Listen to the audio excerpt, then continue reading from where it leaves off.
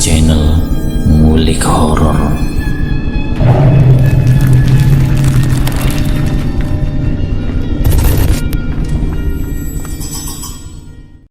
Assalamualaikum warahmatullahi wabarakatuh. Jumpa kembali di channel Ngulik Horor. Channel ini menceritakan tentang kisah-kisah misteri. Pada kesempatan kali ini saya akan membawakan kisah misteri yang diambil dari YouTube-nya Ngulik Misteri dan ditulis oleh @navila. Kalian juga dapat mengunjungi YouTube-nya Ngulik Misteri ya. Nanti link saya akan sediakan di kolom deskripsinya.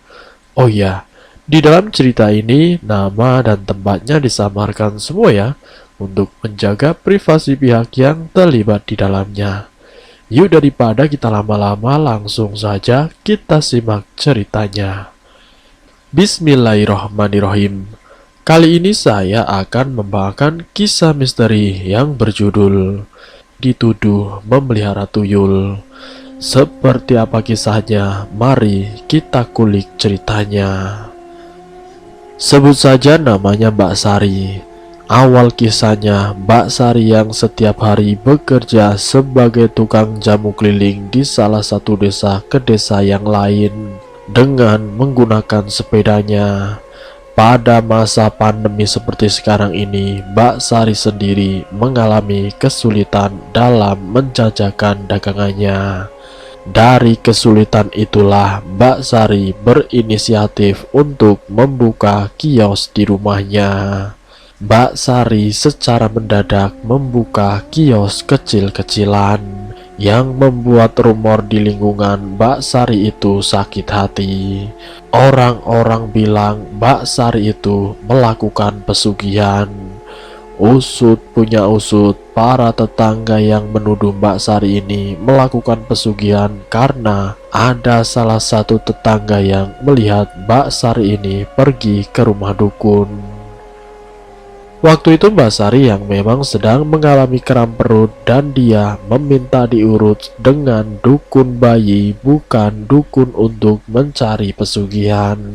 Dan sebagai tanda terima kasihnya, Mbak Sari mengasih uang yang ada di dalam amplop. Saat uang itu dikasihkan kepada dukun bayi, secara tiba-tiba uang itu melayang. Dukun bayi itu ternyata bisa melihat alam gaib. Beliau sontak saja kaget saat melihat ada tuyul tepat di sampingnya Mbak Sari. Secara spontan, sang dukun bayi menanyakan kepada Mbak Sari, "Kamu memelihara tuyul, Mbak?" Mbak Sari yang mendengar ucapan Mbak Dukun sontak saja terkejut. "Ini bukan milik saya, Mbak.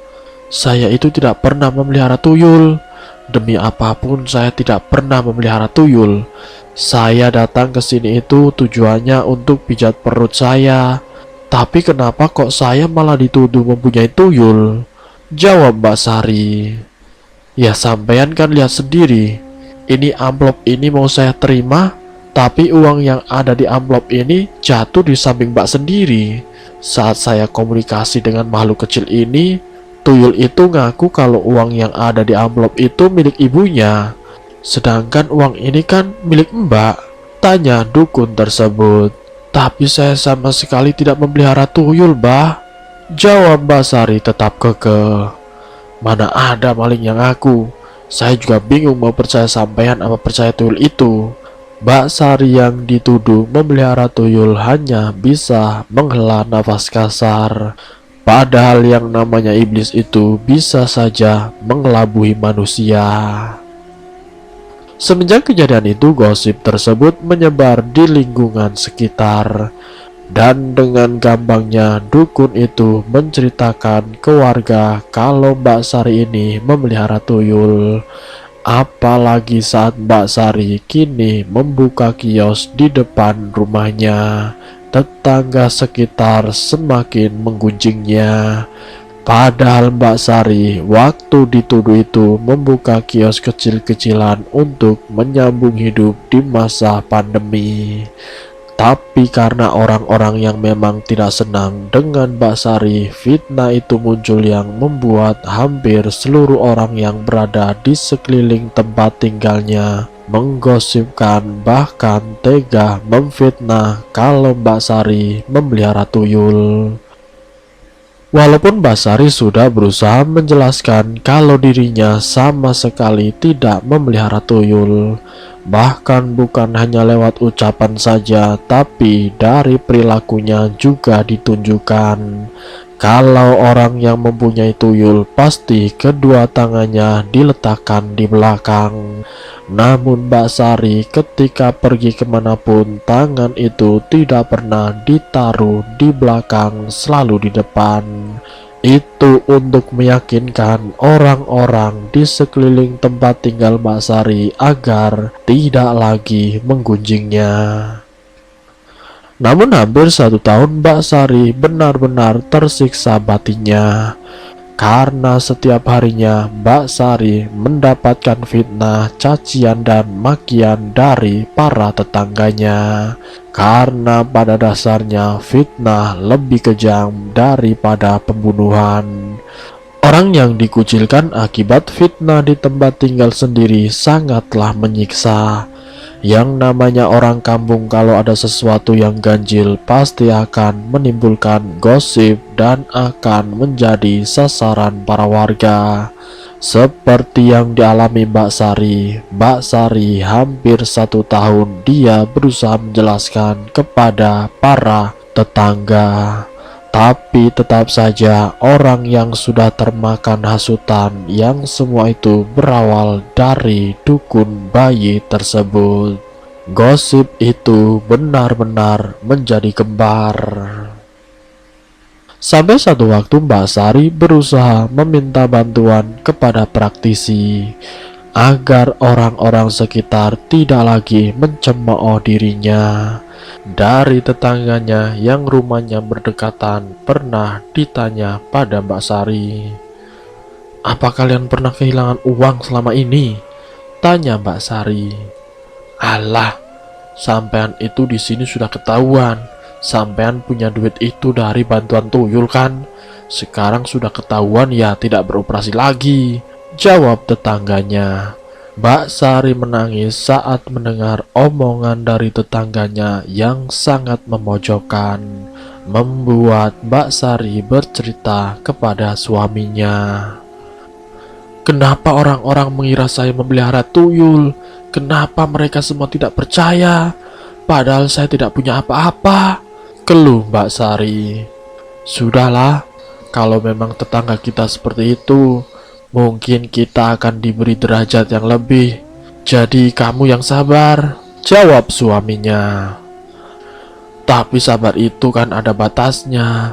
Sudah 1 tahun ini mas, saya hidup dengan fitnah.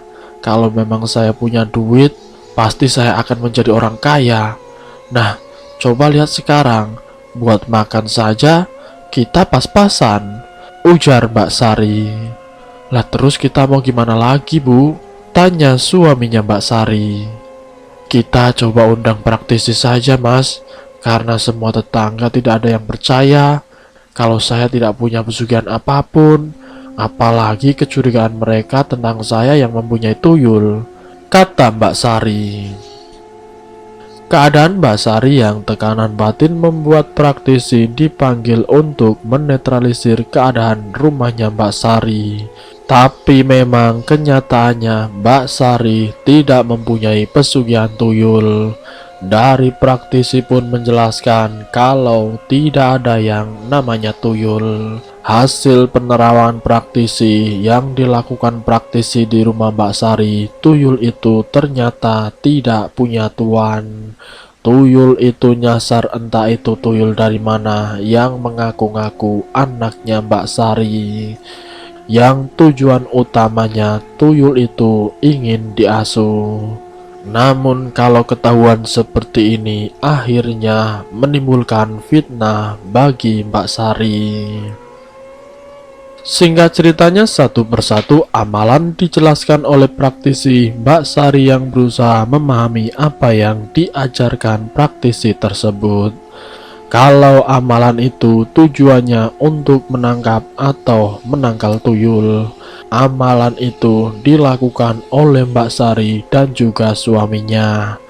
Amalan demi amalan, setiap sholat wajib, sholat fardu, dan sholat hajat semuanya dilakukan sehabis sholat-sholat itu. Sampai 1 minggu lamanya tuyul itu datang lagi. Dan sewaktu tuyul itu datang, karena saking sakit hatinya, Mbak Sari ingin menangkap, ingin membunuh tuyul itu karena Mbak Sari sudah terlanjur sakit hati hampir 1 tahun lamanya. Tapi karena tidak bisa melihat di mana tuyul itu, Mbak Sari hanya bisa merasakan keberadaan tuyul itu. Mbak Sari pun kemudian meminta bantuan kepada praktisi. "Pak, saya kemarin merasakan keberadaan tuyul itu, Pak. Saya dan suami saya pun sudah melaksanakan amalan-amalan yang disarankan oleh Bapak," ujar Mbak Sari. "Iya, memang benar. Kalau tuyul itu datang, terus apa yang terjadi dengan tuyul itu?" Ternyata apa yang diajarkan praktisi itu benar-benar terjadi. Tuyul itu pun ditangkap dan dilempar oleh Mbak Sari. Dan setelah tuyul itu dilempar, ada kejadian-kejadian di luar nalar yang dialami Mbak Sari. Sampai hampir kurang lebih 3 bulan setelah tuyul itu dilempar, Mbak Sari mengalami hal-hal yang di luar nalar.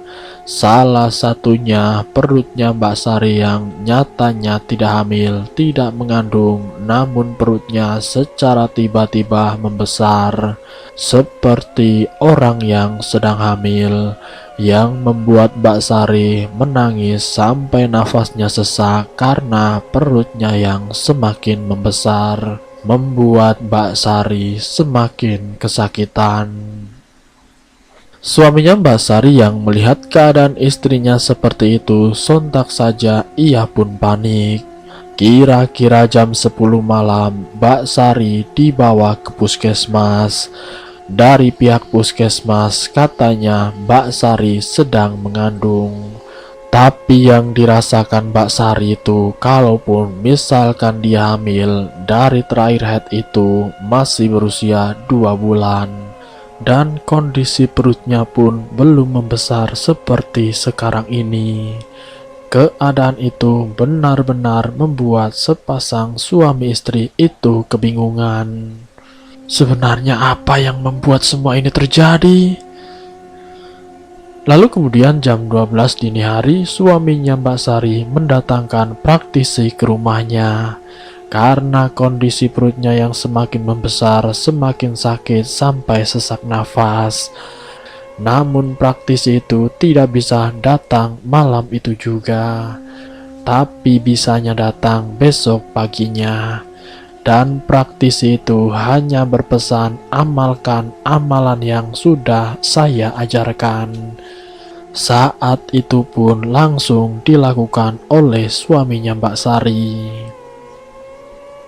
Suaminya Mbak Sari mengambil air wudhu, melakukan sholat hajat, setelah itu meminta barokah doa dan membaca sholawat Nabi, yang kemudian diusap-usapkan ke perutnya Mbak Sari.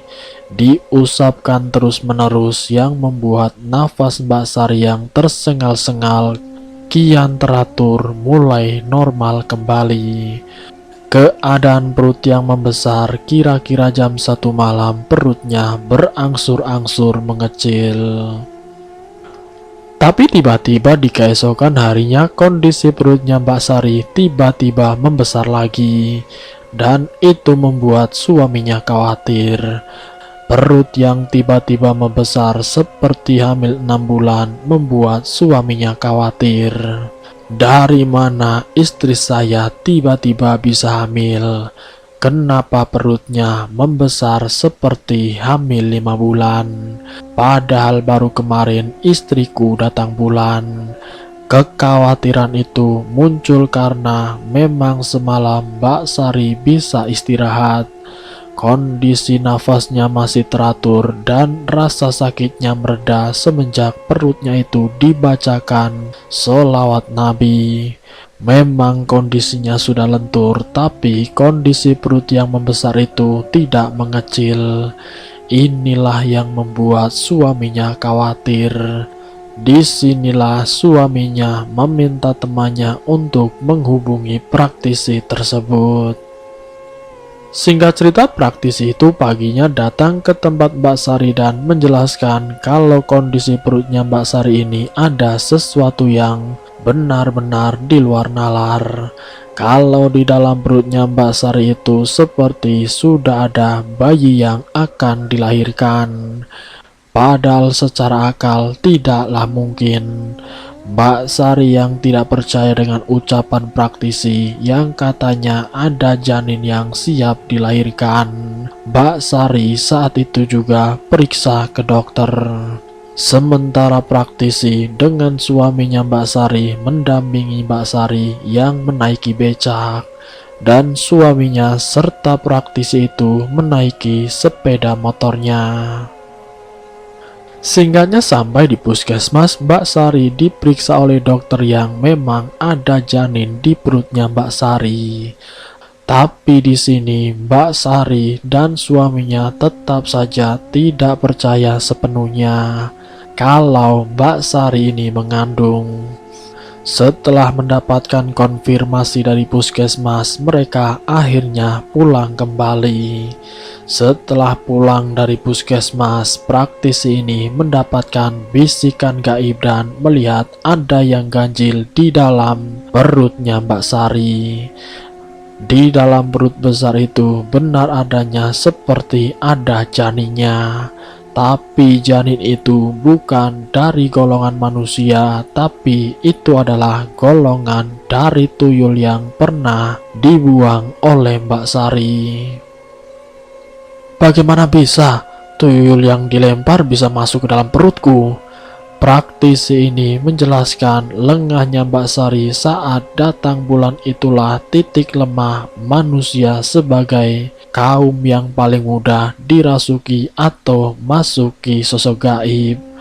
Itulah yang membuat sosok tuyul yang akhirnya bisa masuk ke dalam perutnya Mbak Sari agar bisa dilahirkan dalam wujud manusia.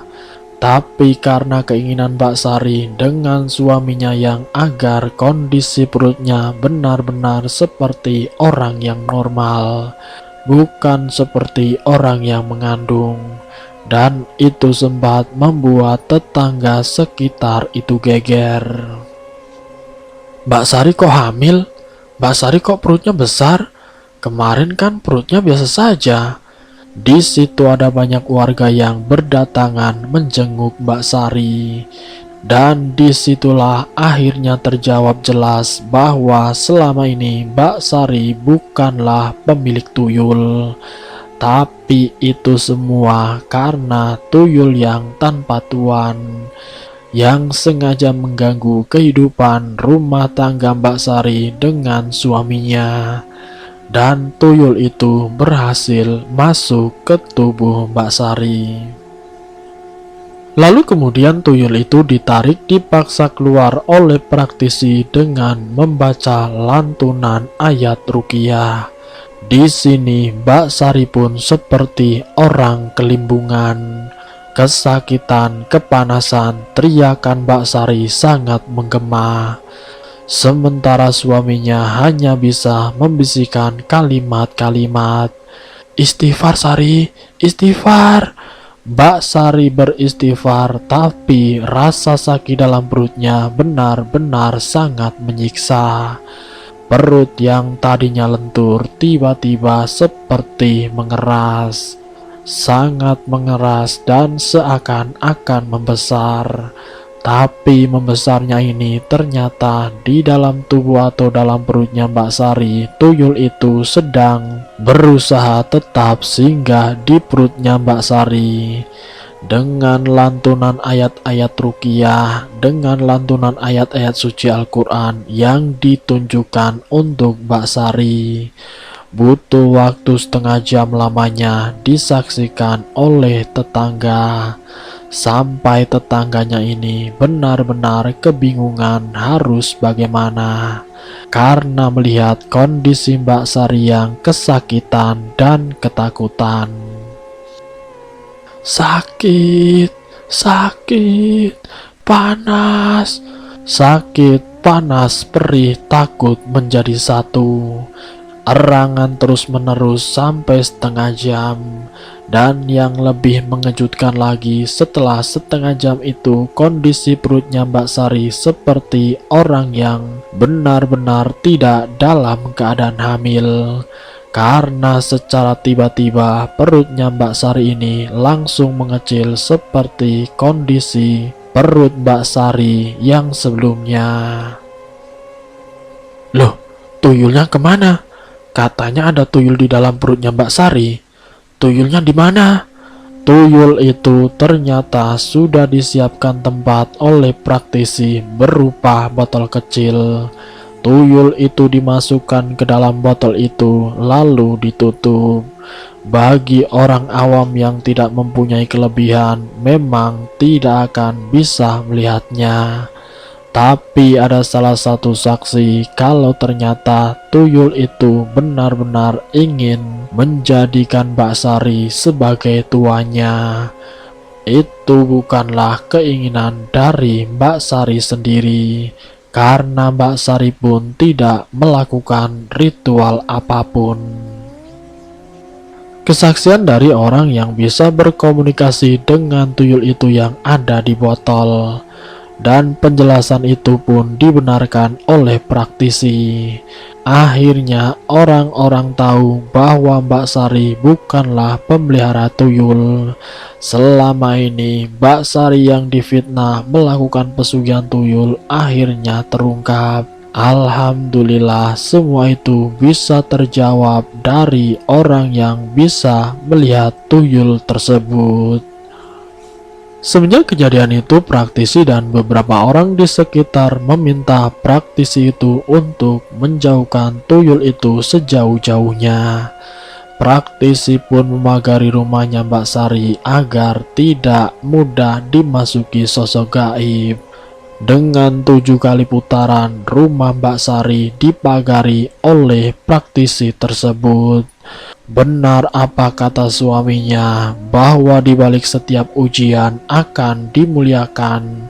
Dan semenjak saat itu, di masa pandemi, kiosnya Mbak Sari banyak pembeli. Karena para warga sekitar tidak takut lagi berbelanja di tempatnya Mbak Sari. Dan selesai. Semoga cerita ini memberikan wawasan dan pemahaman bahwa kita semua jangan terlalu berburuk sangka terhadap siapapun.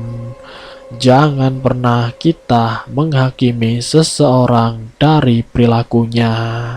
Semoga kita semua bisa mengambil hikmah dan pelajarannya. Ambil sisi positifnya dan buang jauh-jauh sisi negatifnya. Terima kasih untuk kalian yang sudah mampir di channel kami. Jika kalian tertarik dengan video kami, silahkan tekan tombol like, share, dan komen. Dan subscribe untuk mengikuti video-video kami yang selanjutnya. Wassalamualaikum warahmatullahi wabarakatuh.